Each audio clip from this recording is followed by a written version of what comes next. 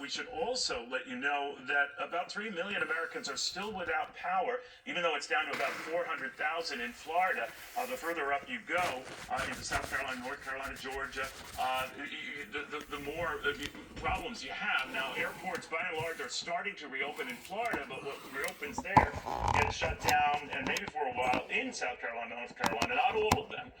The flight delays and cancellations are still rampant, though not as rampant as they were yesterday. We're down to a few hundred more today on top of the thousands yesterday. And we should also report that FedEx now has suspended or limited service in 5 of those southern states.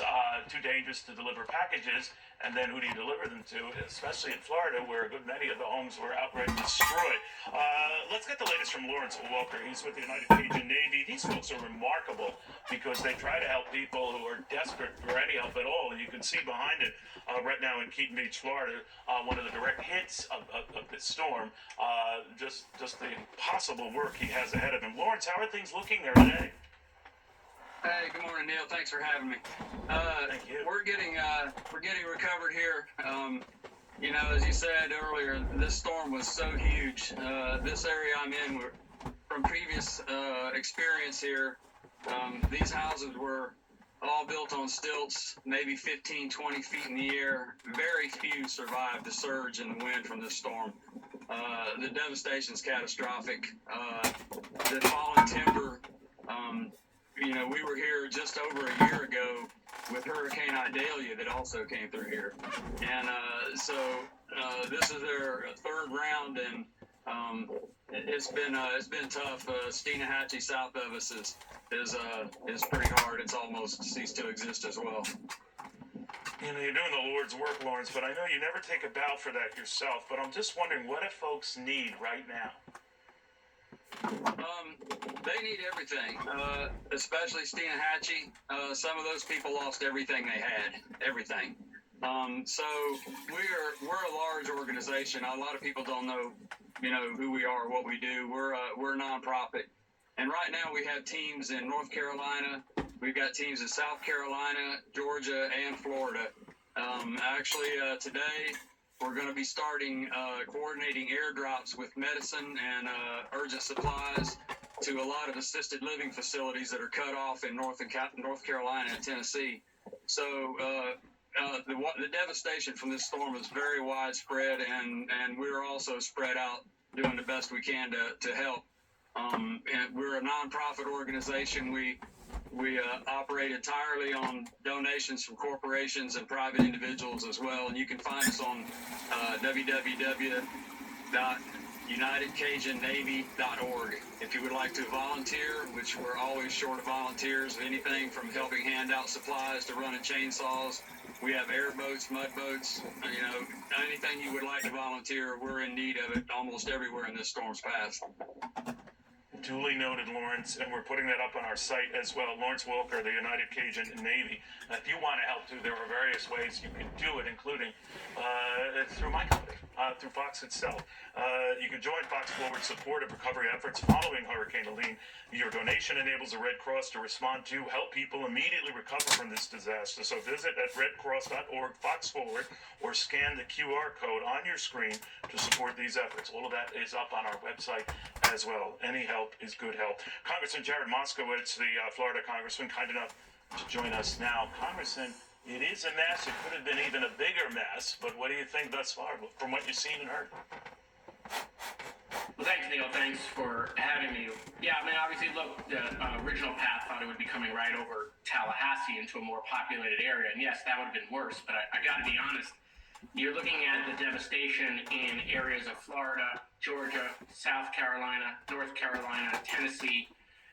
Those are all in the same FEMA region, okay? It's called Region 4. This is the largest disaster that I can remember that has affected all of these states. So the geographic territory of the disaster it is gigantic. And in some of these areas where you're dealing with flooding, like in North Carolina, South Carolina, we won't even know until the floodwaters go down what we're looking at. And so some of these states are still in swiftwater rescue mode, where they're still rescuing people. They're still looking for people loved ones cannot reach folks in North Carolina. I know a couple of friends that are trying to reach folks because obviously cell phone service is out. And so, I'm praying for the people out there. I'm still concerned that the death toll in the storm is still going to increase. Congressman, homeowners insurance is impossible to get, and if you can get it in your state, beautiful as it is, you're going to pay through the nose. I'm sure many who were affected by this storm either don't have it or don't have nearly enough of it. And I'm wondering now, what happens now? Well, this is a problem. We've seen this problem in Florida, and it's coming to other states. I mean, I don't want to take a moment to put a piece of legislation that I have, but I actually, being the only former emergency management director in all of Congress, I filed a bill that would create a national catastrophic insurance fund. It would add no money to the deficit. It would allow states to buy bonds that when we have these 1 in 1,000 year events would take that off of the plate of the insurance companies, which is driving up 25% of the cost on reinsurance. And so, look, even if my bill doesn't move or go anywhere, I think the United States government and Congress has to start realizing that we have to amortize the risk. We have to spread this risk around. It can't just be on one state or two states to deal with this, just like FEMA does. FEMA spreads that risk around. When there's a big disaster, FEMA comes in and helps local cities, counties, and the states recover. I think we're going to have to do the same thing in the insurance market. Otherwise, some of these places are going to become too expensive for the people who already live there, including seniors, by the way, who have retired and live in communities. But the HOA fees and because the insurance has gone too expensive, they have to leave the communities they currently. While I have you, sir, I'd be remiss if I didn't mention this news about Hassan Nasrallah, the Hezbollah head taken out.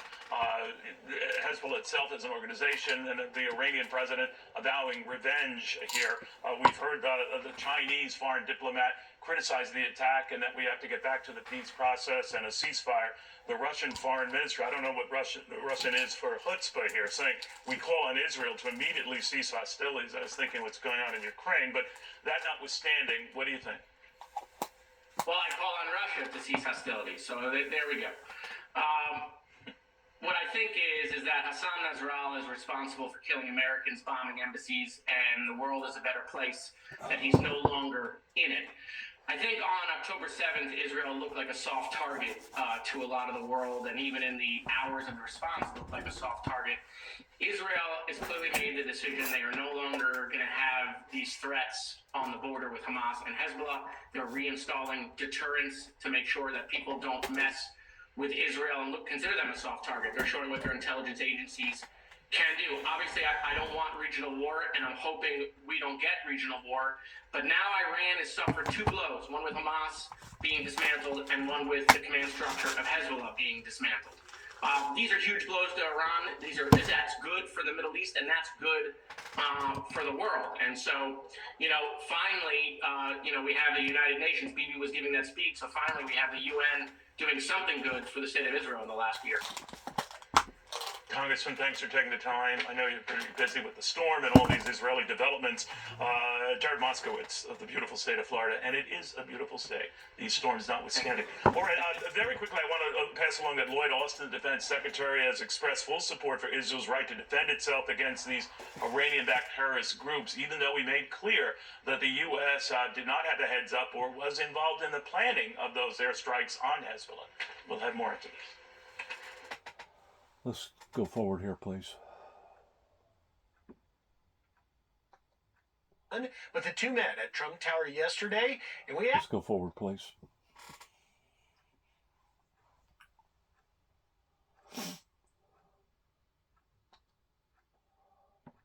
Well, again, the Tel Aviv is an interesting development in and of itself because only a few days ago, Tel Aviv has been spared any of the craziness of this ongoing almost year-long war with Hamas.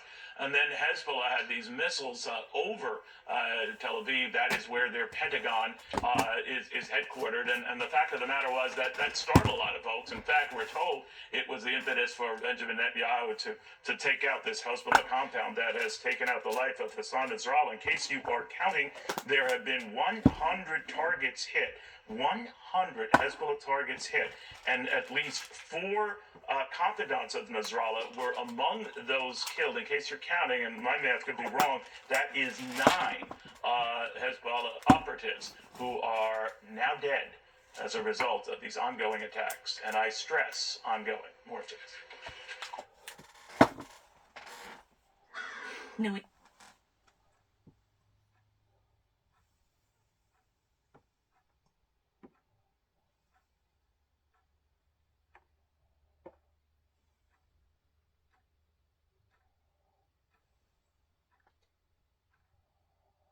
Led that Israeli terrorist group, that anti-Israeli terrorist group for the better part of 30 years. He's dead. A lot of his accomplices are dead, but this is far from resolved. Congressman Mike Waltz joins us, former Green Beret, sits on the House Armed Services Committee, House Foreign Affairs Committee.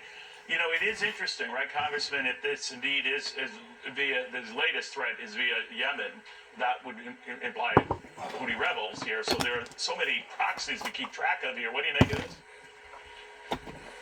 Well, and just yesterday, Neil, the Houthis from Yemen launched literally dozens of missiles and drones at our Navy ships in the Red Sea and have essentially shut down 90% of global shipping through the Red Sea. And yet the Biden administration can't manage to deter this group of rebels. And why? That's because we're busy dealing with Iran's proxies and not with the core of the issue, Iran. Case in point with Nasrallah. Number one, the Iranians have confirmed that one of the IRGC senior field generals was in the Hezbollah headquarters that was just struck, standing right next to Nasrallah.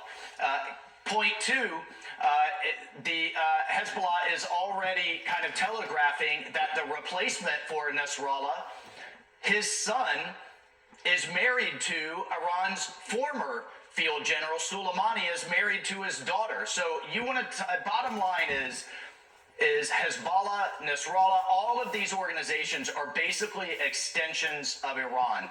And until this administration, or hopefully the Trump administration, shifts back to maximum pressure and starts imposing costs on Iran itself, then this isn't going to stop, Neil. I think Israel took this bold action.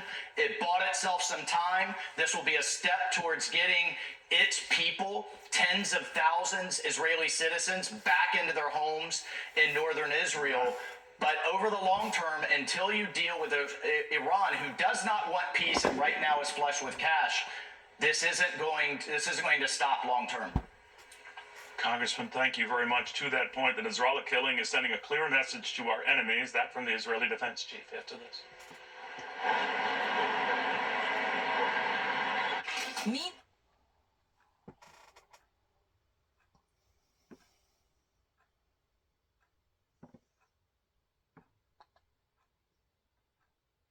Attacks and targets hit, better than 100 over just the last roughly 24 hours. Attacks that have led to Hassan Nasrallah dead, arguably the world's most feared terrorist. He's been in charge of Hezbollah for the better part of 30 years, no longer.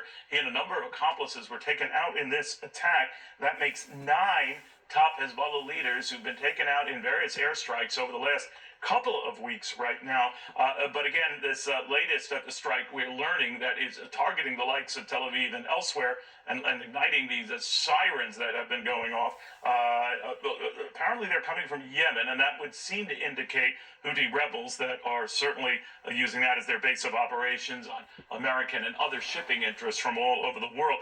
Anyway, Nate Foy is in Tel Aviv with the very latest on all of this. Nate, what can you tell us? Hey Neil, so just moments ago we heard an explosion here after sirens were blaring for a few minutes in Tel Aviv, and the IDF has already come out saying that it was a missile launched from Yemen. So as you accurately pointed out, presumably it was fired by the Houthi rebels, which actually makes it 2 times in 3 days that the Houthi rebels have fired a missile.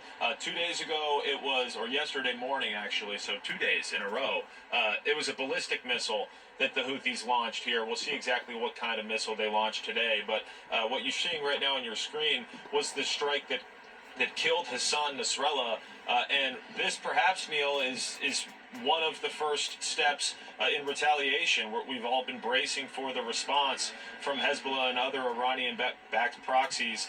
This could be just one of the many things that is set to unfold here. Prime Minister Benjamin Netanyahu is back in Israel. He landed after cutting his trip to New York short after speaking at the UN, and he is set to meet at the Kiryat military headquarters for a security briefing here in Tel Aviv today. So this strike that you're looking at, Neil, the one that killed Nasrallah yesterday, this happened in the Beirut neighborhood of Dahia. Several Hezbollah commanders were killed in that blast. Reportedly, so was an IRGC deputy commander. Nasrallah was a founding member of Hezbollah in the 1980s. He took over the organization in 1992 and oversaw the group's integration into Lebanon's political system and its rise to becoming a deadly force on Israel's northern border. Here's IDF spokesman Daniel Hagari talking about the strike that killed him. Hezbollah, under the command of Hassan Nasrallah, chose to join the war that Hamas started. There are consequences for that decision. Hezbollah is not just a threat to Israel. Hezbollah is not just a threat to the state of Lebanon. Hezbollah is a threat to the world backed by the regime in Iran.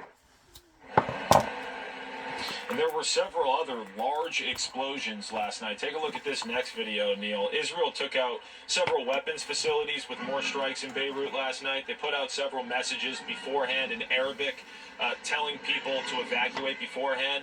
Israel says they couldn't do that with the Nasrallah strike because they didn't want to tip him off so that he could leave and they wouldn't be able to target him.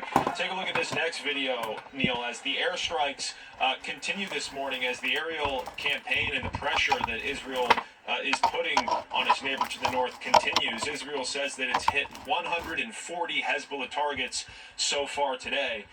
Back out here live, Neil, Hezbollah's response immediately began last night, launching rockets across Israel's northern border into Haifa. And this morning, Iran, Hezbollah, and Hamas have all put out statements saying that they are going to continue fighting Israel, that Nasrallah's death is actually going to embolden them and strengthen them in their resistance. And now we're seeing the Houthi rebels in Yemen firing their second missile at Tel Aviv in 2 days. We'll send it back to you. So many proxies, so little time. Nate Voigt, thank you very much. Lieutenant General David Tula with us right now, of course, the first Deputy Chief of Staff for Intelligence Surveillance and Reconnaissance, headquartered at the U.S. Air Force. He knows of what he speaks. You know, it's interesting, General, because there is the cockroach theory on these perpetrators, that one goes and another just takes his place. And that's what Israel can look forward to, for good or ill. The Israelis respond, we'll keep going after the cockroaches. Where does this stand in your eyes? Well, I think taking out Nasrallah tops the Israeli Defense Forces' efforts to decapitate Hezbollah's leadership. And as a result, that's thrown their command and control into chaos. And they'll keep doing that. I mean, part of the message and part of what you see unfolding is the complete penetration and understanding of the Hezbollah organization. And yeah, if they need to continue to take out cockroaches, they'll continue to do so. But I think the capabilities that have been demonstrated plays directly into Israel's strategy to create the conditions to get the nearly 70,000 Israelis in northern Israel to return to their homes.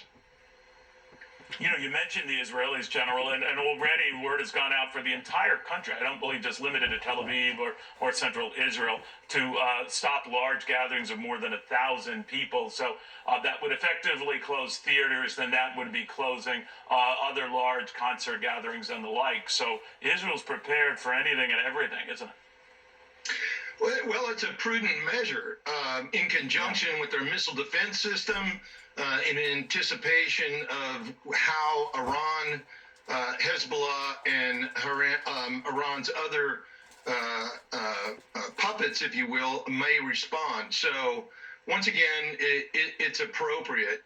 Now, with respect to concerns about possible escalation, Neil, I wanted to offer that, you know, one of the things that people aren't talking about is the Iranian leadership's now on notice of what might happen to them. So I think this event over the last, yesterday, with taking out the Hezbollah leadership as well as IGRC leadership, may in fact have a deterrent effect on Iranian direct action against Israel, because they understand the consequences if they did that. So peace comes through strength, and Israel just demonstrated how strong they are, and I think that Iran's going to pay attention to that. You know, it's interesting, General, you mentioned how Israel is handling this, apparently on its own, not running any of this by the United States or the White House, more to the point. Now, that might not really be the case, but we already know Defense Secretary Austin has stressed that the U.S. is determined to prevent Iran and Iranian-backed partners and proxies from exploiting this situation, expanding the conflict. But he emphasized yesterday as well that we were not part of the planning, or even, he didn't say it in so many words, had a heads up on these attacks on Israel's part. What did you make of that? Well, I think, quite frankly, it's basic military operational prudence.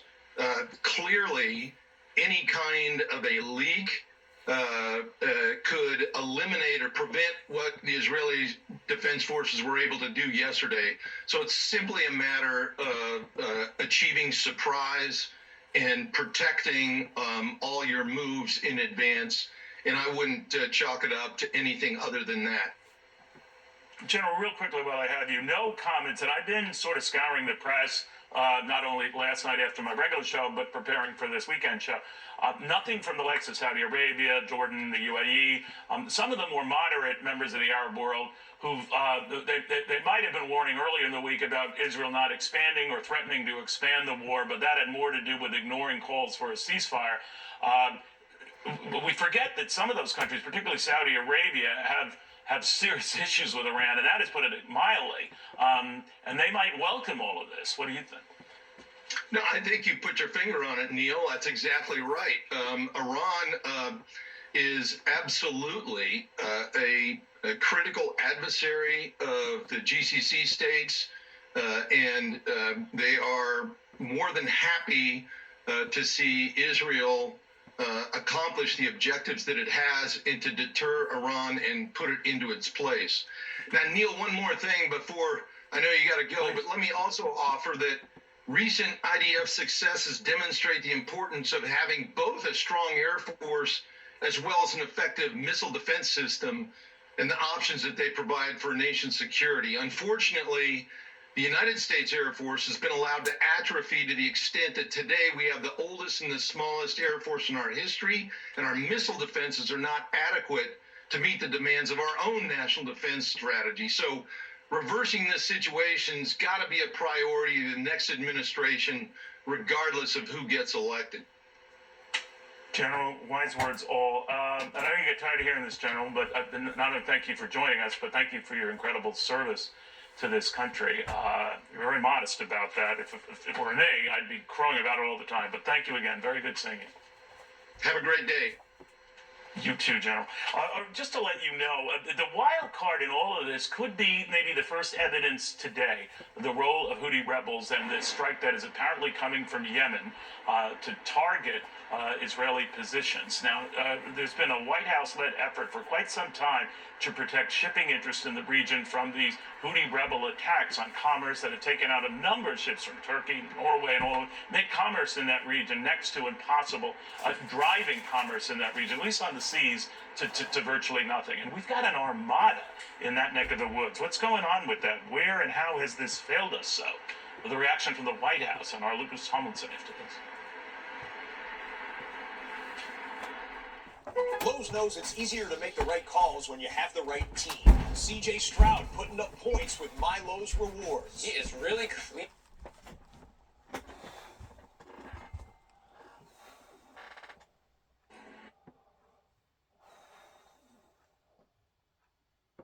Everything you work for your whole life.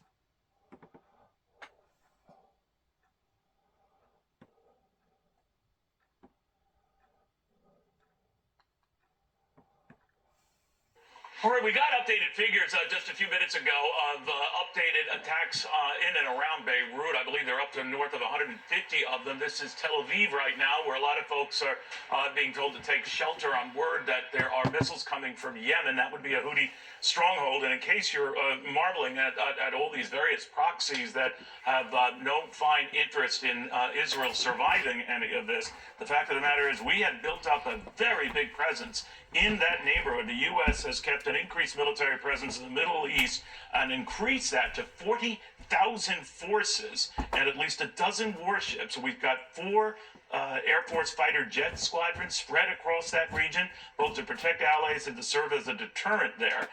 So obviously these latest Hezbollah attacks are putting them on even higher alert, but I should stress that particularly when it comes to this armada that we had built in that neck of the woods, it has done very little to stave off Houthi rebel attacks on U.S. and other shipping interests from around the world. It's virtually impossible to do commerce in that neck of the woods, at least on the high seas there.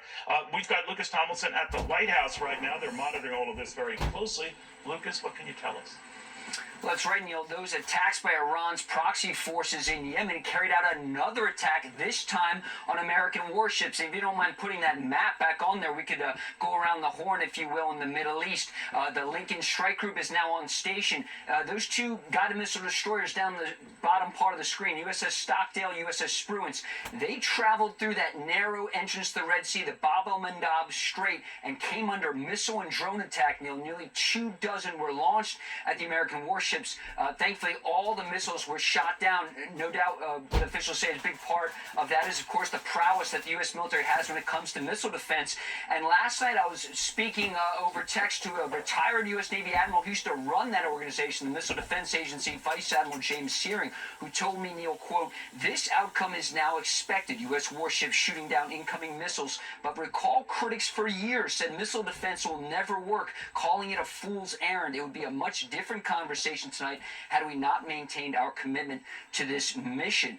And Neil, so far what's incredible is the Pentagon and the White House have not commented on this attack on the American warships. Just yesterday, of course, all attention on Beirut and that decapitation strike, as we just heard from General Keane and General Deptula, by Israeli intelligence, Israeli Air Force dropping 83 one-ton bombs on Hezbollah's headquarters, killing most of the Hezbollah's leadership that remained, as well as some Iranian commanders that we're now hearing reportedly.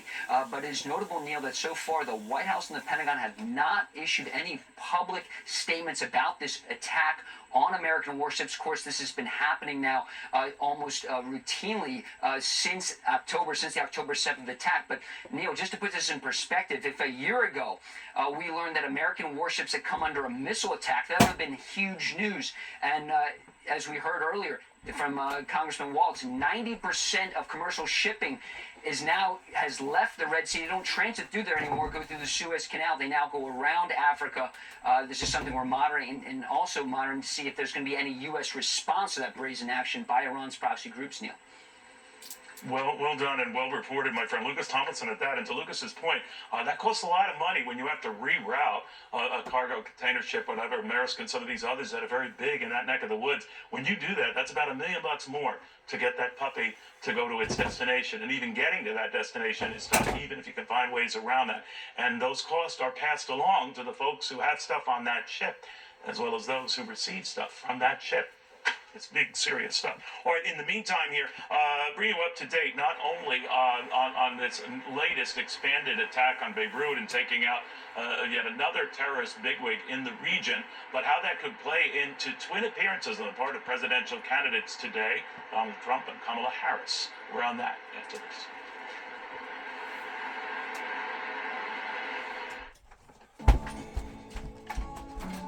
I'm actor Eric Winter.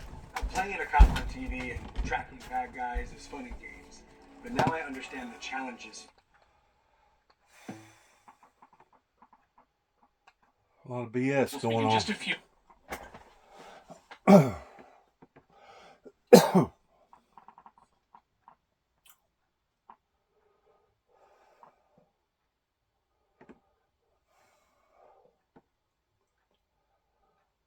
I can see it building and getting worse and worse and worse. And I tried to warn them that this was coming. And they had rather have ignored me or pushed me off to the corner somewhere, ostracizing me, stereotyping me towards somebody that didn't know what he was talking about. But now we're seeing it unfold right in front of our very eyes. And if it isn't coming in one form, it's coming in another, coming near a neighborhood near you. Just like they was talking about on the news there, that these supply chain issues that I told people about basically about 4 years ago are going to hike up prices, along with every time there is either a man-made catastrophe or a nature catastrophe, it dwindles the resources in that area pertaining to the items that now people are going to be in need of. So things are going to get tighter and tighter and tighter, and we really have no one to blame other than those that could have taken a part in a ministry that had preached peace and utopia, though the end of time had always preached a message of grace, love, and grace coming from the Heavenly Father. They didn't want that. They didn't feel like they needed that, pertaining to the elders and the baby boomers. And now we're seeing this now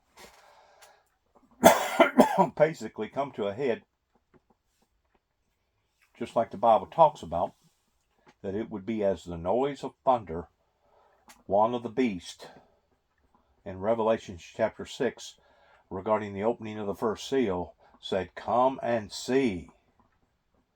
For it was as the noise of thunder.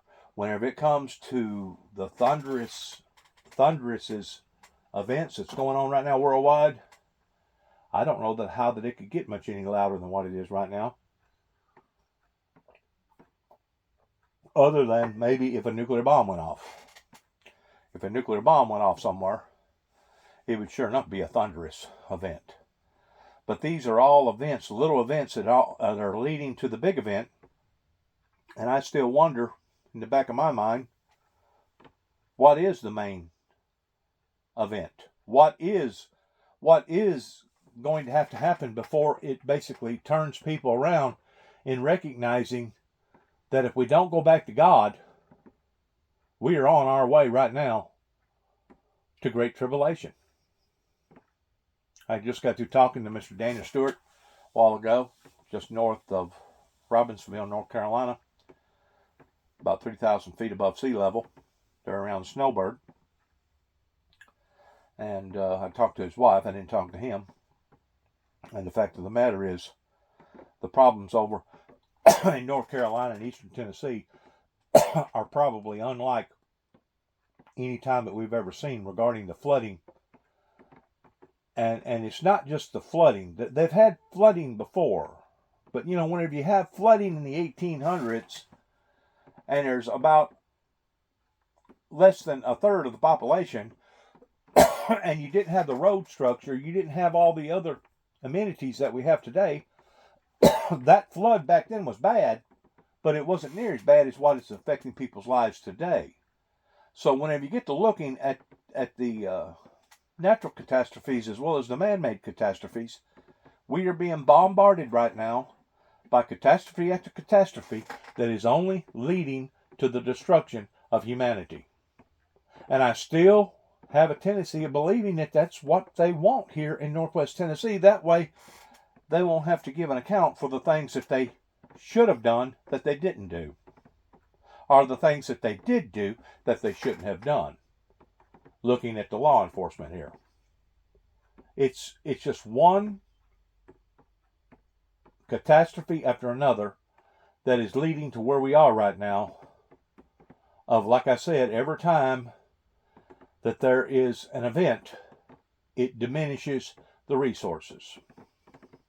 Across the region, And bridges also. Clearing roads and bridges has been key for Florida. They have repaired and reopened 14,000 bridges across the state. Neil, back to you. All right, Steve, thank you very much for that. A couple of things we are following, too, out of the Middle East as we're looking at this. Iran's Supreme Leader, Khamenei, is on the wires right now saying that the killing of Hassan Nasrallah will not go unavenged. We're getting word of this just as we had reports earlier this hour that there are at least one missile coming toward Israel, and it seems to be toward Tel Aviv from Yemen. Of course, Yemen is the operational base of Houthi rebels, yet another Iranian proxy that we are following. One of the other things we have a tinderbox just waiting to ignite over in the Middle East. We have a tinderbox just waiting to basically even get worse over in Ukraine, pertaining to Russia. And we have other tinderboxes going on. And if it's not going on, these tinderboxes, I call them skirmishes, if they're not going on regarding man-made events, they're going on pertaining to the forces of nature events. So we are on a trajectory of doom and gloom right now. This is the trajectory that certain people here in Northwest Tennessee and Washington, D.C., pertaining to Homeland Security, this is the trajectory that they wanted us to be on. So whenever things gets this bad, down and dirty, I don't want people to come knocking on my door or telling me how that I have been a failure whenever I, Dennis James Jackson, has been putting the messages out there again and again and again that was either ignored or put into the category of somebody that was being mentally, psychologically, emotionally, chemically imbalanced. And I'm just telling the truth. I'm not trying to shame nobody. I'm not trying to pick on nobody. I'm just telling the truth that these people, including the authorities in this area, they had the opportunities going back 30 plus years ago that they could have grabbed the bull by the horns pertaining to reading biblical Bible prophecy, but they didn't. They chose not to. Well, this is the consequences in their actions. This is the consequences. Let's please watch. Through financial assistance and emergency aid, together we can. I didn't know if that was something going on right now or something.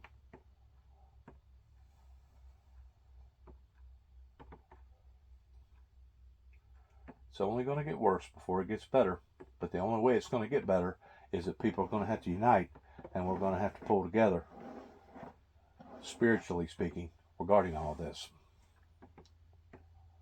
think of that. No, it doesn't end. And, that's why it's disturbing how many terrorists have come across our border because we know they're paid. I want to back this up. This is pertaining to 9/11, part of the 9/11 Commission. And on we go. I thought it was interesting as we close in on the 23rd anniversary of 9/11 that much of this hatred that was born out that day continues a quarter of a century later. Frank Siller, the Tunnels to Tower Foundation CEO. Frank, always good to see you. You lost your brother that day, thousands of others you've been trying to help since that day, and yet I'm looking at the developments in the Middle East and the hatred that still goes on and on and on. It doesn't end.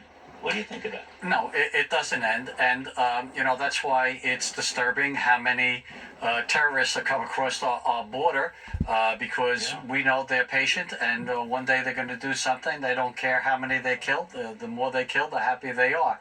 But, the Tunnel to Towers Foundation, we're all about honoring those who paid the ultimate sacrifice, not just on 9/11, but those who paid on the global war on terror. Over 7,000 men and women have given their lives protecting us. How many were injured? How many catastrophically injured? That we build smart homes for them, mortgage-free. So, we have our work cut out for us at the Tunnel to Towers, but the first responsibility is to make sure that we never forget and honor the sacrifice of 9/11. And that's what we're going to be doing this weekend at the Tunnel to Towers, the 23rd year that we're doing it, the Tunnel to Towers annual run/walk. We retrace what my brother did on 9/11. He ran through the Brooklyn Battery Tunnel to the towers where saving people gave up his life. You know, it's so inspirational, and you've devoted your life to that since. And the Trump Tower Foundation, you know, as charities go, virtually all the money gets to its intended recipients and helps them out. I think at 95 to 96% rate, which others would envy to get, you know, 2/3 of that. But I like how you kind of frame this. We never forget. But do you worry as time goes on, Frank, that, and especially younger people, both my sons were born after 9/11, that it's a whole different matter for them. How do you keep pounding it in what happened and why what's happening now is important? Well, look, we see around the world the chaos that's going on. It's you know, it's always scary out there. What could most certainly happen? And so, our foundation, we have a 9/11 Institute that you can go to t2t.org. You can download it from a kindergarten to 12th to the 12th for K through 12. Different curriculum for each one, age appropriate. So we have a 9/11 mobile exhibit that goes around the country. Usually visits schools. It's a 93-foot tractor trailer that opens up to 1,100 square foot museum that has 9/11 artifacts and firefighters that were down at Ground Zero on that day, telling the story of what went on. So you know, we're doing our job here at the Tunnel to Towers to make sure people don't forget. But Americans, you know, we as parents, as grandparents, it's up to us to talk to our children and our grandchildren of what happened that day, and that we don't want it to happen again. We need to live in a safe country, and we better make sure that if we let our guards down, it will happen again. So we can't do that. Absolutely.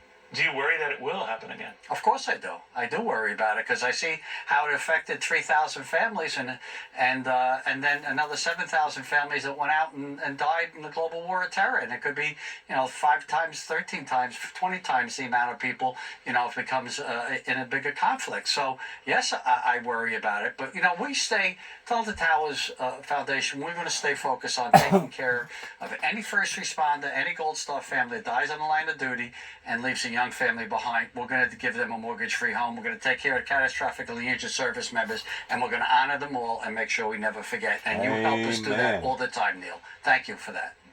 Amen. No, thank you, Frank. You are the real deal, my friend. Frank Siller, the Tunnels to Tower Foundation. Think of what he had to deal with and what he is, the good he's done from that horrific moment. Something for us to keep in mind, because evil still thrives, my friends, unfortunately.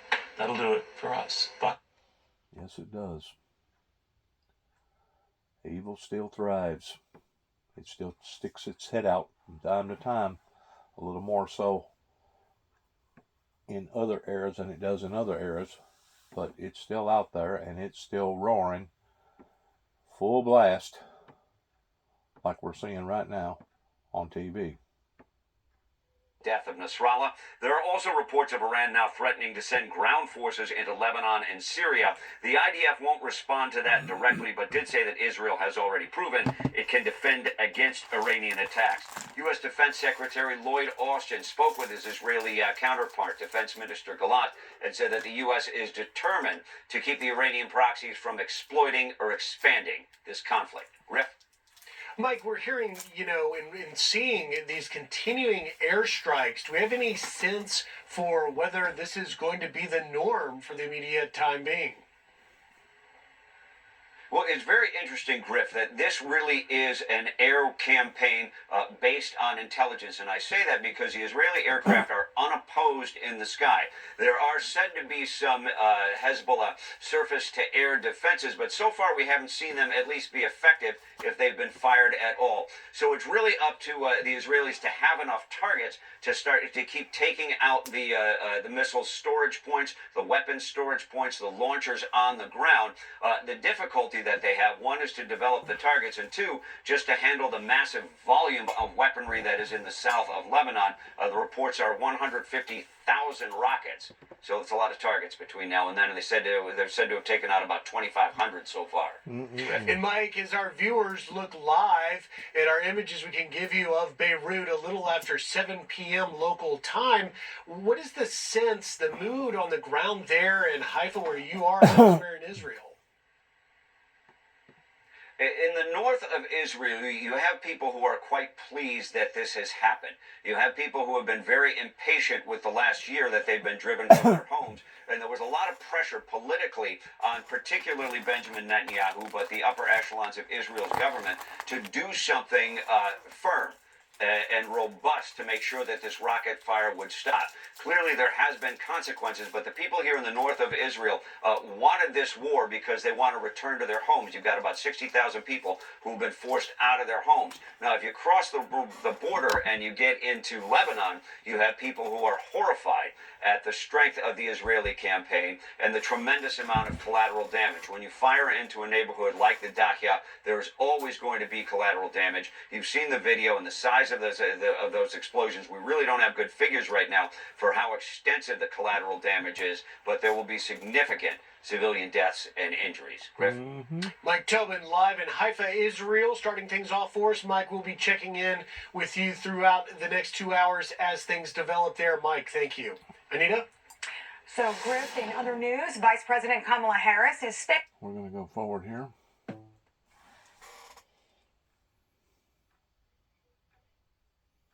To me, that pertaining to Harris, she's a day late and a dollar short whenever it comes to dealing with this directly over the news.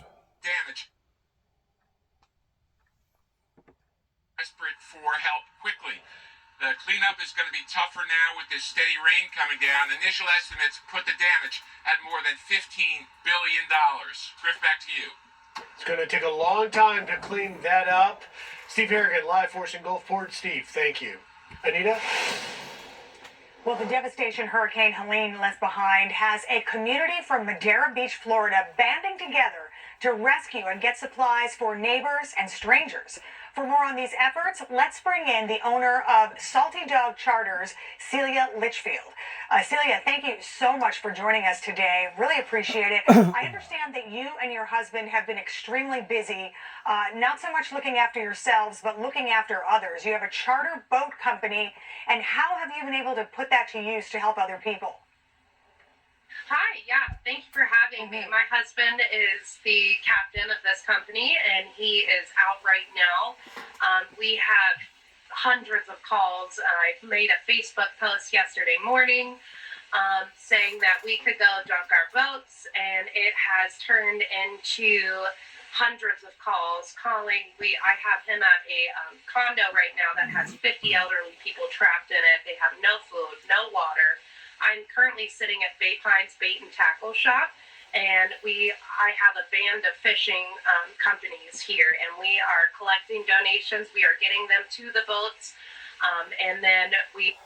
What people don't realize, and I really didn't realize it until a while ago, I was talking to a guy that was originally from Orlando, Florida, that keeps up with everything going on down that way, especially whenever an event like this happens. What people don't realize is they look at the Big Bend area and think, well, it didn't hit a highly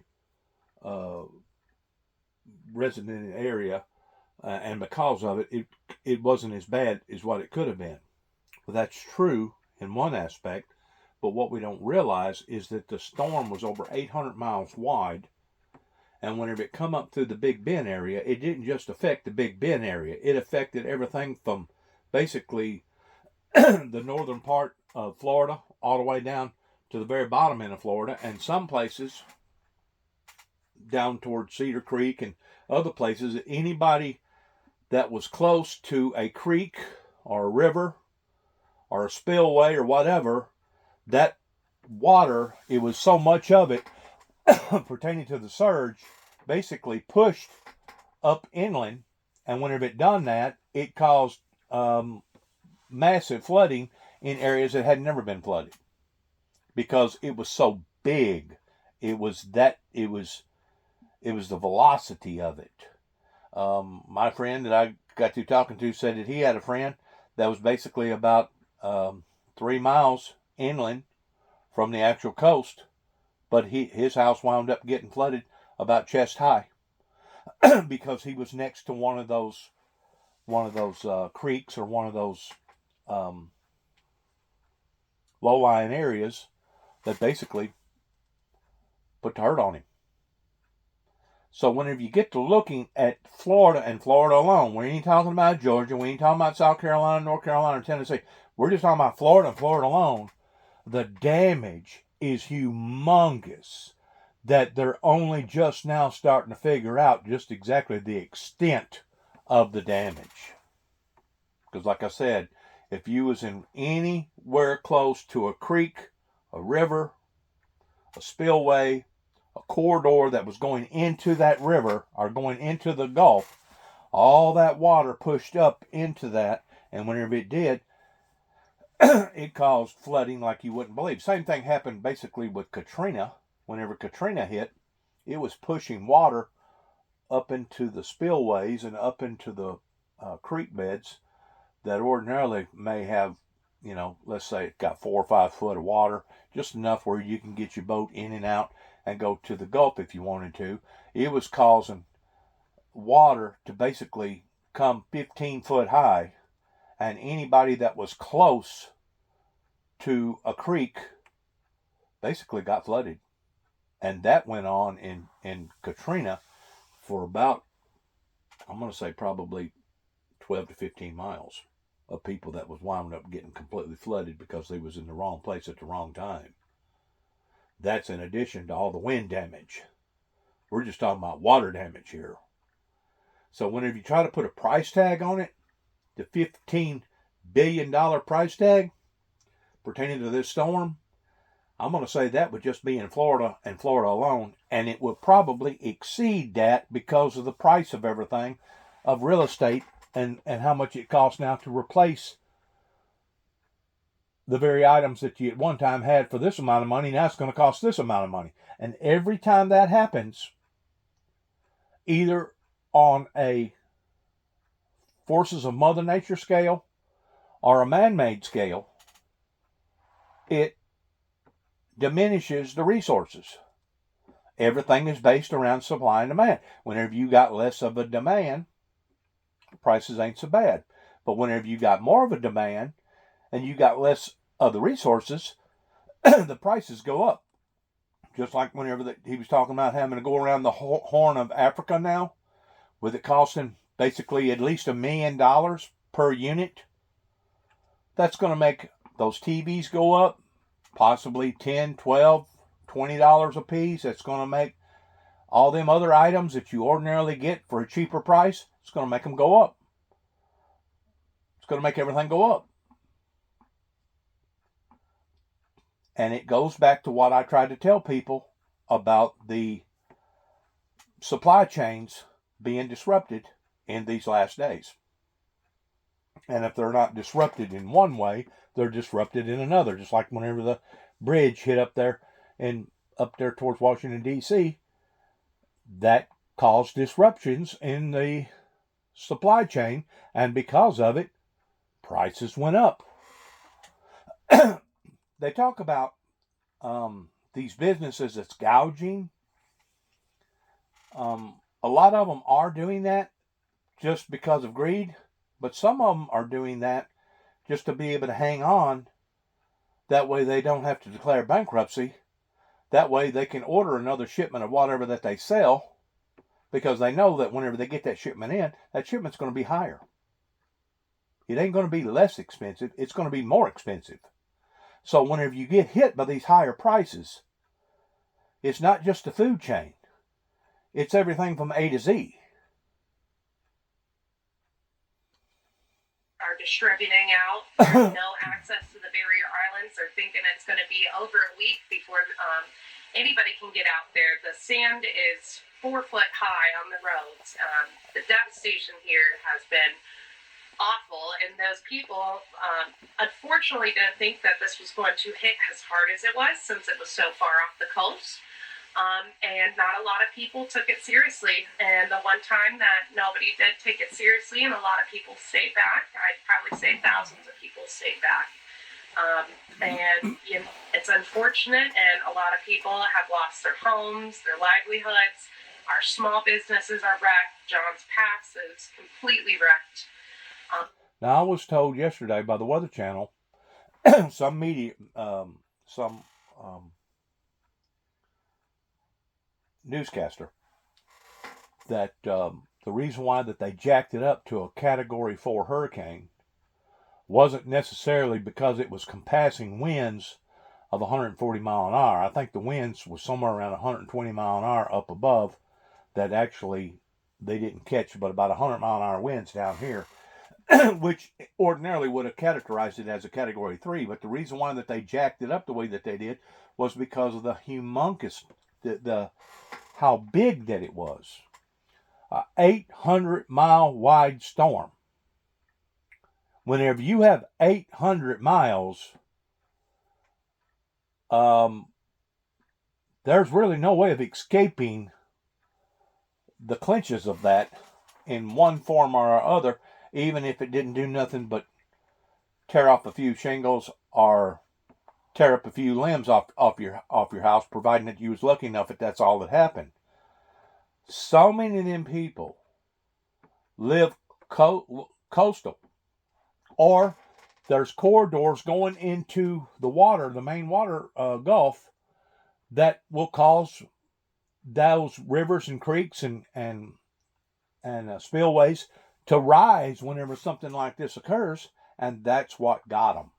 Between that, the rain, the wind, and all the above, it's awful, and it was really in disguise in comparison to some of the other hurricanes that we've seen, because even Katrina, it was basically a direct hurricane that night everybody went to bed thinking that it was going to be a Category 3, but it growed into a monster speed-wise and actually hit over 140 mile an hour winds that drove all that water up those creeks and up those a lot of those dry bedded areas that was basically put there by nature just for a runoff in case they did get a lot of rain. Well, the runoff turned into a run in to where all the water run back up the creek bed, and now you're flooding areas that hadn't seen that depth of water ever because of the velocity of it. It's very unfortunate for what we've been going through down here. So we are fortunate enough that our boats were out of the water. We have the ability to get back in the water, and we can help. Anyways, we've been rescuing for the last 2 days. We've been supplying. We're going to continue on until the island's open. Wow, this is just unbelievable. Talk about throwing people a lifeline. So you have... Absolutely. Yeah, you have put together your boats. How many boats do you have in your company? We own 3. You own 3 boats, okay. And then have you been able to get other people who have boats available to join with you in this task of going out and collecting people and delivering supplies? Our community has completely banded together here. We have had hundreds of boats going out. We have so many search and rescue boats. At this point, we have so many people out on the water. Did you hear what she said? She said hundreds of people right now are involved in this rescue mission towards trying to save lives, because they know that people's lives are in peril right now, so it kind of has halted everything. But we are continuously between Facebook and social media, people calling us. I am at the headquarters. I'm here coordinating with all of the boats, and we have so many helping hands. This community has come together, so beautiful, and a terrible tragedy. This is just really amazing that you've been able to be in touch with people through social media, through Facebook and other social media platforms. The power is out there, and so there isn't a lot of ways for people to communicate. Tell me about some of the more dire circumstances that you've found people in. The people that broke my heart that we picked up yesterday, 90-year-old couple, they were our last boat of the day before it started getting dark. They told me that they were laying in their bed, holding hands, and just praying that they would make it. They were floating up, and their nose was touching the ceiling. There was so much water in their house. It was 8 to 10 foot. And they just laid in their bed, and they didn't know if they were going to make it to the morning. And they fortunately did, and we were able to pull them off and got them to their family safely. Wow. Celia, that is just amazing. Their prayers were answered in the form of your boats coming to get them. We thank you so much for the good work that you've done, you and your husband, Amen. the Salty Dog Charter Amen. Company. We want to remember that name. Thank you so much for all your good work, and you take care of yourself as well. I really appreciate you guys. Thank you so much. No, thank you. Kind of like the Cajun Navy. They're really working overtime right now and trying to save lives and bring in supplies. Celia Litchfield. Okay, Griff. Oh, we want to put this up on the screen. Go ahead. Yeah, we do, because you can join, all of our viewers can join Fox Forward in support of the recovery efforts following Hurricane Helene. Your donation enables the Red Cross to respond to and help people recover from this disaster. Absolutely. Visit redcross.org/Fox Forward, or you can simply scan this QR code you see on your screen with your phone and help out just like the Salty Dog folks. Anita? Well, Ukrainian President Zelensky. Let's go forward here.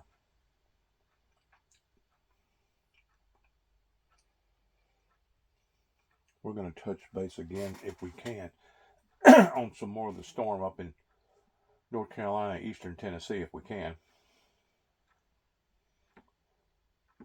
The events going on overseas right now in the Middle East is taking over the show pertaining to all the problems that this hurricane has brought in. Let's listen to this real quick.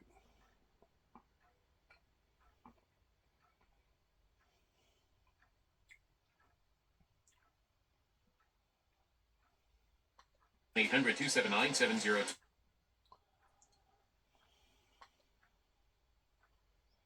Of Hurricane Helene is still having a massive impact across several states. Adam Klotz is live in the Fox Weather Center with the forecast. Adam, where's she going next? Anita, what a storm this has been. It's still kind of winding down at this point, but 28 flash flood emergencies in one day. That is by far a record. Just shows you how powerful, how much rain ultimately swept on through. I do want to highlight a couple of those numbers for you. This is that storm's path. Some of these areas saw some really big numbers. We'll kind of run right over them. But the Atlanta area getting up to around a foot. And then you got into the Appalachian Mountains, the North Georgia Mountains, still up over a foot, 14 inches or so. And then as we continued off towards North Carolina, you see these numbers got bigger and bigger and bigger. Wow. This is where it's just absolutely unheard of. Several feet of rain coming down in some of these communities. As a result, even though the rain's kind of winding down, there's plenty of areas where flooding's still a concern. Now, it's not as widespread, but all of those little areas you were seeing, those are rivers and creeks. All of this water has to funnel its way down somewhere, and that is why flooding continues to be an issue, even though this system has largely rained itself out. Now, it's still spinning. You see it there kind of over Kentucky, over Tennessee, over portions of southern Indiana and southern Ohio, but not a lot more rain actually still on the way. Largely there, under about a half of an inch is still going to fall across some of these areas, some of these communities. Winds do continue to be at least a little bit of an issue, especially there at some of those higher elevations. It's a storm we're going to continue to pay attention to. 20, 30-mile-an-hour winds. Anita, I'll toss it back out to you. Kind of winding down, but boy, what a storm it was. Unbelievable devastation. Adam Klotz, thank you so much for that. Great. Anita, we have much more ahead, including more on the storm and new reaction to the kill. Let's keep going here. Trying to get more about the storm. I know that there was 2 dams, one in North Carolina, one in South Carolina, that busted. It got breached. They was talking about probably about 10, 12 hours ago towards another 2 dams, one in Tennessee, one in North Carolina, towards it breaching. So I know it blowed I-40 out. It closed that road down. That's the main corridor. I think it closed down another major interstate going into Asheville, North Carolina. Just extreme problems. Just one extreme after another.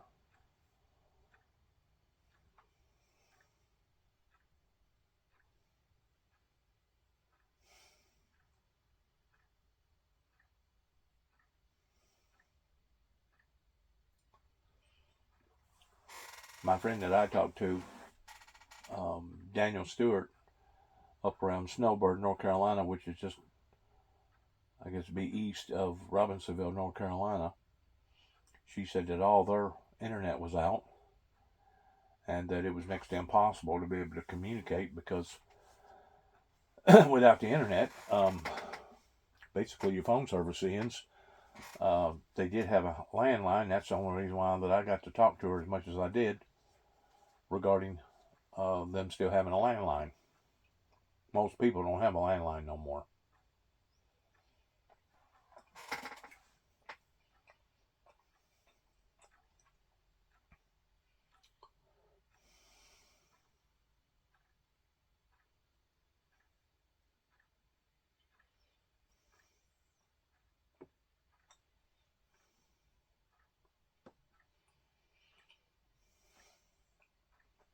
I thought they was going to talk more about the storm. If they are, they ain't talking about it right now. What we got here? Guard Corps. The agency says they made fake email accounts impersonating public figures like government officials to trick their recipients, and they did so from Iran. The U.S. is offering a reward of up to $10 million for information leading to their arrest. Still, it's unlikely they'll be extradited to the U.S. So when asked about the types of consequences these three might face, here's what Attorney General Merrick Garland had to say. This is a all-of-government effort, and so it includes sanctions and includes rewards for justice. And third, I think, as history has shown, the Justice Department has a very long memory, and we are going to pursue these people endlessly. U.S. officials say Iran has targeted Trump since 2020, keen on revenge after the killing of General Qasem Soleimani. They warned the threats aren't only coming from Iran, adding that Russia and China are also working to undermine the election. Griff. Madeline Rivera, live for us in Washington. Maddie, thank you very much. You got it. For more on this, we're now joined by Republican Congressman from Texas and member of the bipartisan Trump assassination attempt task force, Pat Fallon. Congressman, thank you for taking time on a Saturday. I want to get to your task force and whether or not former President Trump is safe at this moment. But first, I want you to sort of react, if you can, to this latest news of these three Iranian nationals in this hacking attempt. Well, Griff, it's very clear that we have to enforce the sanctions that are already on the books. I mean, under President Trump, when the sanctions were being enforced, the Iranian oil exports amounted to about $8 billion annually, and now it's up to over $42 billion. So you can sow a lot of mayhem and murder, and whatnot with an extra $35 billion. We need to also go on the offensive in the cyber sphere as well, and we need to sanction their drones, their missiles, and again, particularly their energy. Let's turn now to the safety of the former president, and we had a busy week of developments. I want to start with the Secret Service Director Rowe's sort of statement, if you will. Here's what he's saying. His latest: we thank Congress for addressing some of the U.S. Secret Service's most immediate needs in this heightened threat environment. This short-term funding will better equip the U.S. Secret Service to enhance security measures in the months ahead. He continues, we look forward to working with Congress on full-year funding to deliver the additional personnel, technology, and equipment our workforce needs to do their jobs. Congressman, your reaction to that statement? I think that we need to be very clear here. The Secret Service has 8,000 employees and a $3.1 billion budget. They may need a few more resources, but to sit there and ask for essentially doubling of their budget when they had an epic, historic, catastrophic failure is really not going to sit well with the American people, and it certainly doesn't sit well with me and other members of Congress.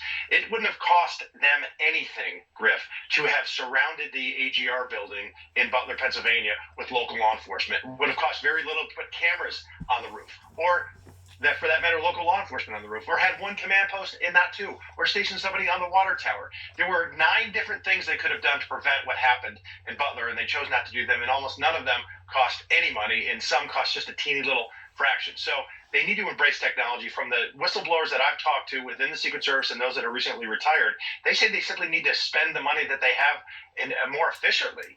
And they said embrace technology, change some of the training, and really change the culture of the Secret Service to better protect the president and the other protectees under their care.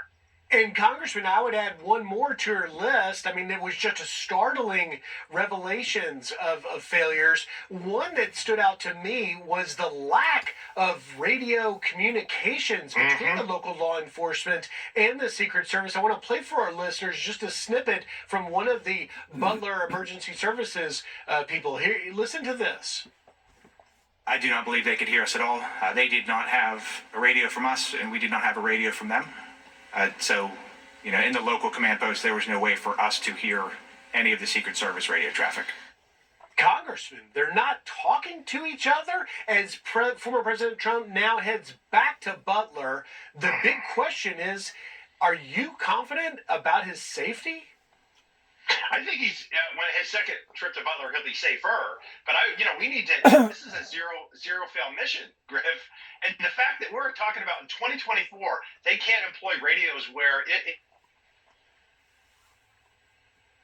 talk with Secret Service is damning. I mean, this could cost people their lives, and it did cost Corey Comparatori his life as well. But here's another thing. It would have cost them nothing to have let local law enforcement in on the fact that there was a nation-state threat against President Trump, and also some of their own local Secret Service agents from the Pittsburgh office didn't know that either. So it's about changing culture, figuring out what happened in Butler, figuring out what happened in West Palm Beach to make sure those never happen again, but also in a strategic sense, changing the way they do business from the top down.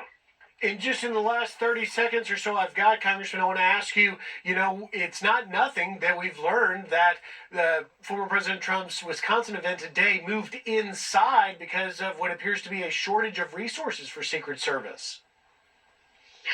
Again, I think that you have to start at the top. And who's the first person they have to protect? The sitting president, and then the vice president, and then presidential candidates. And President Trump is right up there. He's arguably the most famous person in the world. So for them to say that they don't have the resources to protect these top three people is absolutely absurd. Start there and then go down the list. Because they have many protectees. Exactly. So if somebody's, the uncle of some protectee or whatever, if some family member has to shave off one or two agents, well, then that's the way it has to be. Exactly. But we will give them the resources that they need. I think they do have largely that in place already, but there's a few different things they need as far as a technology standpoint goes, and also using other resources, because to train more Secret Service agents is going to take a couple of years, Griff. Exactly. Texas Congressman Pat Fallon, we look forward to following the continued hearings and investigation by... Exactly. 2 empty seats.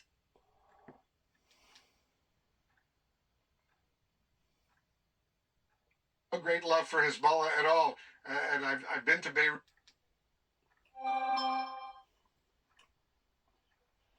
Williams are expected to return in February.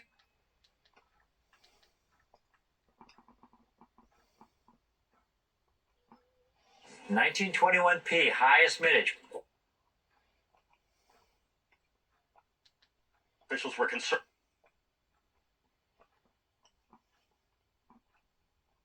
More energetic. And that... Let's go to this right here real quick and see if we can't get something here. See that, but it's a little heavy-handed to force people to only consume certain content. So I think we need to come up with an American solution that maintains our spirit of freedom, but makes sure that parents know what the potential risks are, that kids understand. And the big thing is breaking up the addiction cycle. You need to give kids time to think, time to step away. And one way to do that is give them a warning that makes them at least think before they keep scrolling for hours and hours. Yeah, no, I mean, I totally agree with you. We have kids, and our youngest is now in 10th grade, but, they all kind of grew up on this, as every kid has, unfortunately. And, one thing that's hard is... Too often you got the parents who are sitting on the couch scrolling endlessly on TikTok, let alone looking up to see what their kids are looking at. Yeah, I mean, that's a real problem. These platforms have been designed by some of the smartest people in the world. They brought in neuroscientists. They brought in the people who design casinos. And the idea is you're going to stay on it as much as they can keep you on it to increase that ad revenue through your engagement. And kids are even more susceptible to this than parents. But I mean, it's like dope. It's an addiction. They're even more susceptible to this than parents. But I mean, all parents pretty much have the same issues. So part of the impetus for the warning is to get the parents to think a little more about what they're doing. And nobody's trying to ban social media. Nobody's trying to say it's inherently evil. But we've seen hard evidence that there is a negative impact, at least as directed at kids. And we need to make sure that people have fair warning of that. That's part of ensuring that consumers can make informed decisions. Totally agree with you. Tennessee's great Attorney General, Jonathan Skrmetti. Thanks for being with me today. Thanks, Rob. Great talking with you. All right, we're getting real close to 1 year since Hamas brutally attacked and killed almost 1,200 people. That's sad. Has had an opportunity that it hasn't taken advantage of. It's all sad. It's all bad. You know, this is very flattering, but I'm just not in the same league with. Matter of fact, Daniel Stewart's wife that I was talking to a while ago. Engine cutoff, where the 9 engines on the first stage will. I asked her if she was aware of the damage, and she first said that she wasn't on the internet. And then I asked her about the war over there in Iran and the Middle East, and she said, "I don't know." She said, "We've disconnected from the internet as far as the news goes because it was so depressing." And I don't doubt that not one bit. We're in the second and final abort mode for the first stage and continuing to get good performance. And back chill is underway. The crew is pulling just over 2 Gs at this point. Next up, we heard the engine chill on the second stage MVAC engine has begun, and then we will have MECO, or main engine cutoff, where the 9 engines on the first stage will cut off ahead of the first and the second stages, and then will separate from one another. Then that single Merlin vacuum engine on the second stage will ignite and continue to carry Crew 9 to orbit while the first stage begins its journey back to Earth.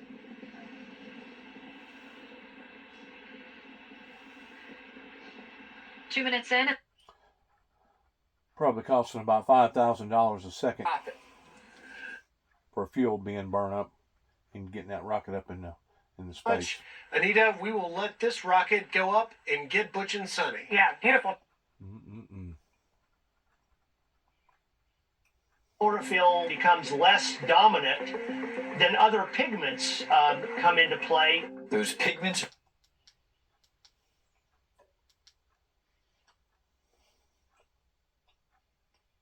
Change.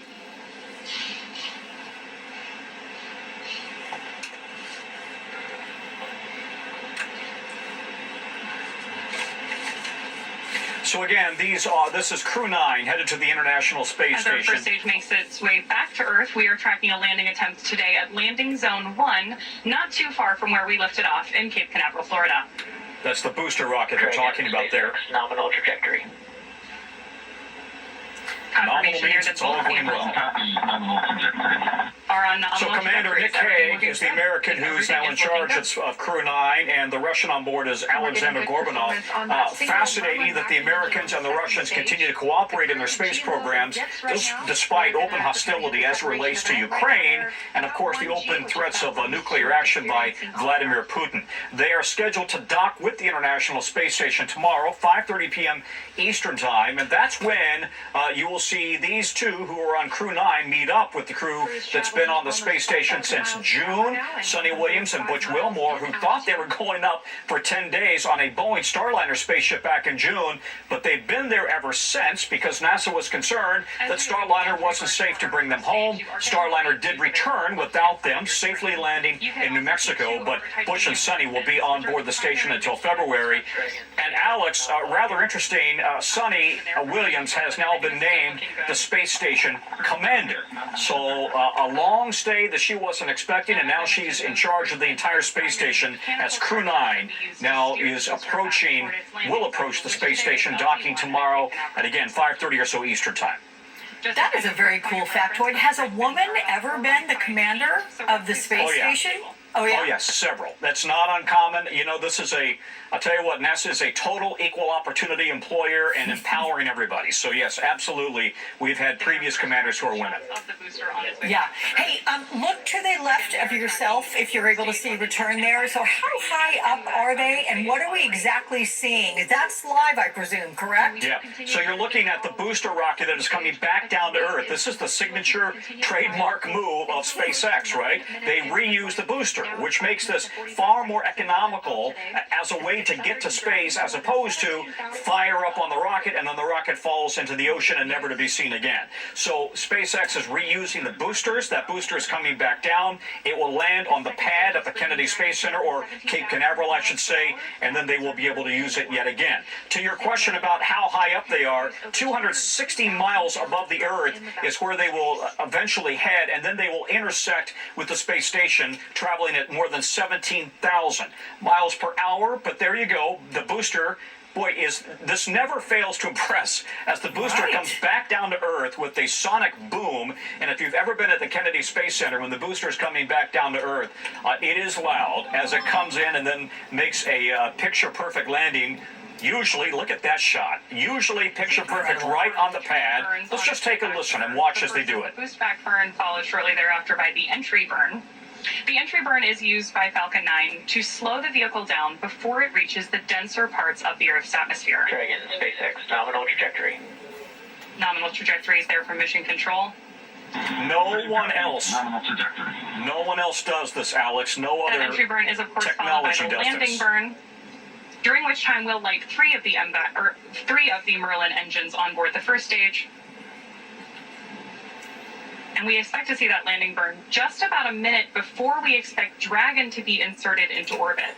So we have two very exciting phases of flight, both for our first stage and our Crew 9 astronauts happening here at the same time. Wow. That right is impressive. On the money. And that is why SpaceX is so successful. They found a way to make this economical. Nobody else is doing this. And Alex, according to recent reports out of China, China is now trying to replicate this SpaceX move because it works so well. Now you're back up in space. Just a second ago. And now, of course, that's the view from space as Dragon, carrying these two astronauts, will now begin the effort to reach the International Space Station.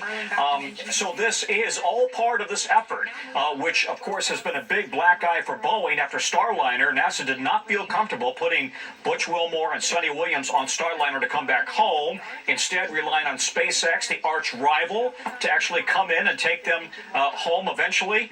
And so that's exactly what's going to happen. And as we mentioned, Sonny is now the commander of the space station, and Butch has become very much part of the crew of the space station, performing experiments and carrying out the needed repairs on board the station. Good job. Mission accomplished. Good job. It's an issue.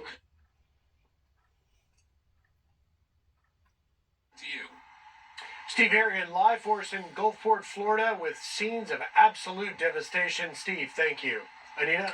Yeah, and we want to remind you, families affected by Hurricane Helene urgently need support. Help the American Red Cross. I just read down there below, it said at least 50 dead. So they're still finding people that's not even accounted for yet.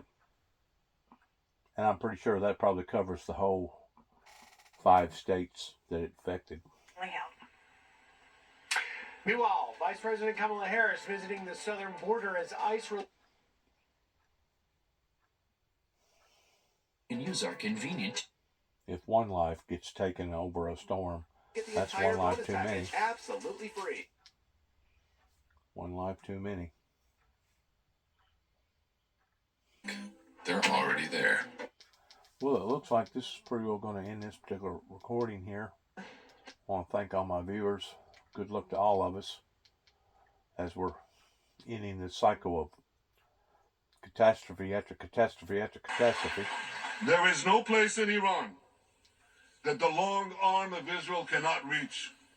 And that's true of the entire Middle East.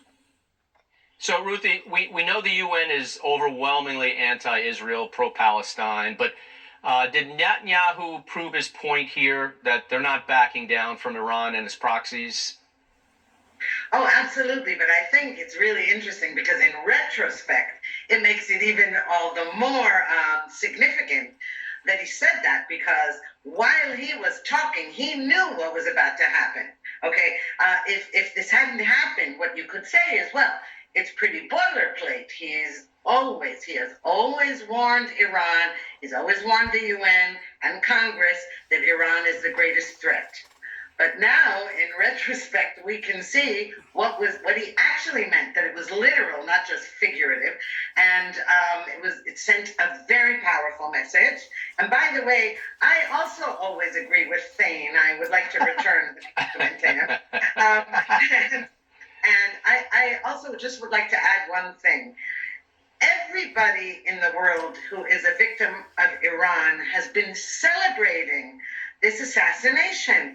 Arabs across the Arab world, Sunnis are celebrating, Druze are celebrating, Christians, of course, are celebrating. And we should just note who's not celebrating. Among them, the Palestinian Authority, not just Hamas. It's very crucial to pay attention. We have to keep our eye on the ball, on the good guys and the bad guys. And it's about time that Antony Blinken stopped talking about diplomacy and started talking about victory over the enemies of the West.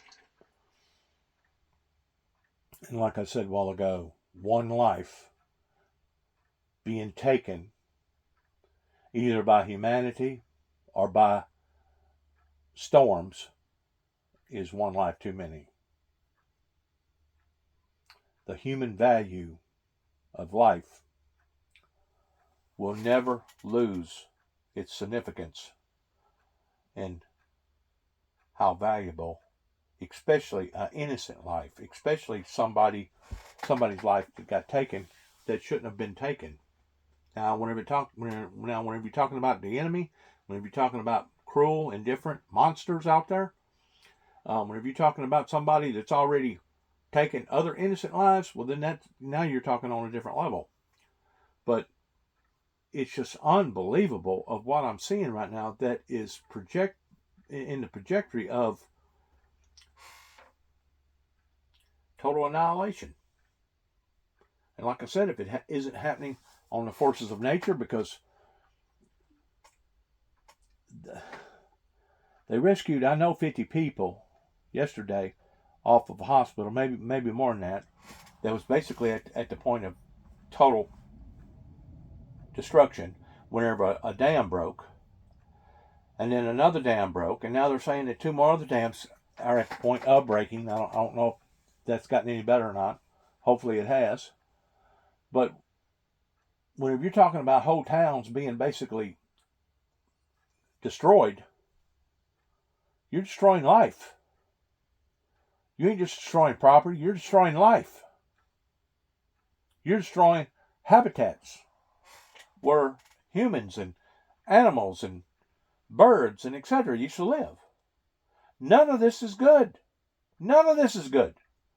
So I can understand the reason why the Stewart family up around Snowbird, North Carolina, cut off their TV sets regarding the news because it was so horrifying in watching one horrifying event after another. Which, once more, what does the Bible say? It says that it was as the noise of thunder. One of the beasts said, "Come and see." Are we ever so much in that era where it was as the noise of thunder? And if it isn't happening on this side of the world pertaining to our continent, it's happening on the other 6 continents all over other places of the world. So it's happening globally. It's happening all over the world. It's a phenomenon that is occurring right now pertaining to Satan coming down in great wrath because he knows his time is short. Because he knows his time is short. But yet no, I still don't see a movement at 291 Thompson Road, Sharon, Tennessee, zip code 38255, regarding the St. Del's Recovery Shelter, regarding the Windmill Ministries missions in support of peace, love, grace, mercy, and love for one another. So what else am I supposed to think other than, wow, they have basically set a sail on a trajectory of total destruction. And if it isn't coming in one form, it's coming in another. Good luck to all of us is all I got to say. God bless America. Heaven help us all. God bless our troops, God bless America, and God bless our endeavors towards where we go from this moment on. And shalom.